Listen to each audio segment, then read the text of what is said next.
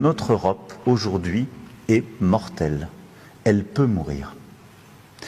Elle peut mourir et cela dépend uniquement de nos choix. Mais ces choix sont à faire maintenant.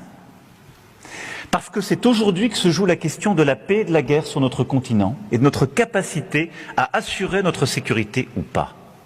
Parce que les grandes transformations, celles de la transition digitale, celle de l'intelligence artificielle, comme celle de l'environnement et de la décarbonation se joue maintenant, et la réallocation des facteurs de production se joue maintenant. Et la question de savoir si l'Europe sera une puissance d'innovation, de recherche et de production se joue maintenant ou pas. Et parce que l'attaque contre les démocraties libérales, contre nos valeurs, contre, je le dis dans ce lieu de savoir, ce qui est le substrat même de la civilisation européenne, une certaine relation avec la liberté, la justice, le savoir, se joue maintenant ou pas.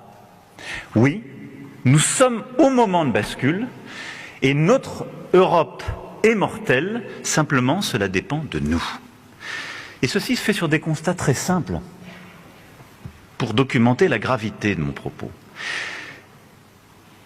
D'abord, nous ne sommes pas armés face au risque qui est le nôtre.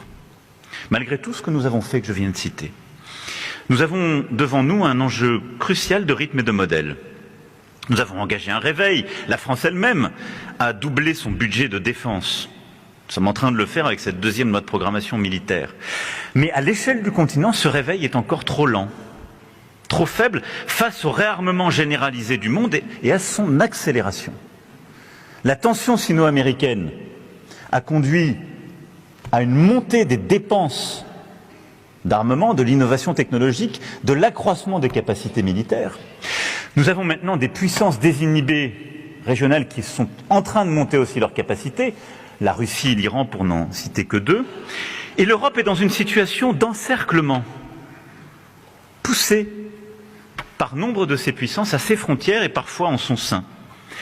Et donc oui, nous sommes aujourd'hui encore trop lents, pas assez ambitieux, face à la réalité de ce mouvement et dans un contexte, il faut bien le regarder, quelles que soient les échéances à venir. Les États-Unis d'Amérique ont deux priorités, les États-Unis d'Amérique d'abord, et c'est légitime, et la question chinoise ensuite. Et la question européenne n'est pas une priorité géopolitique pour les années et les décennies qui viennent, quelle que soit la force de notre alliance et la chance d'avoir aujourd'hui une administration très engagée sur le conflit ukrainien. Et donc oui, cette ère où l'Europe achetait son énergie et ses engrais à la Russie, faisait produire en Chine, déléguait sa sécurité aux États-Unis d'Amérique est révolue. Et donc nous avons commencé des changements profonds, mais nous ne sommes pas à l'échelle. Parce que les règles du jeu ont changé. Et parce que le fait même que la guerre soit revenue sur le sol européen, mais qu'elle soit menée par une puissance dotée de l'arme nucléaire, change tout. Parce que le fait même que l'Iran soit au seuil de se doter de l'arme nucléaire, change tout. Premier changement des règles. Le deuxième, c'est que sur le plan économique, notre modèle tel qu'il est conçu aujourd'hui n'est plus soutenable.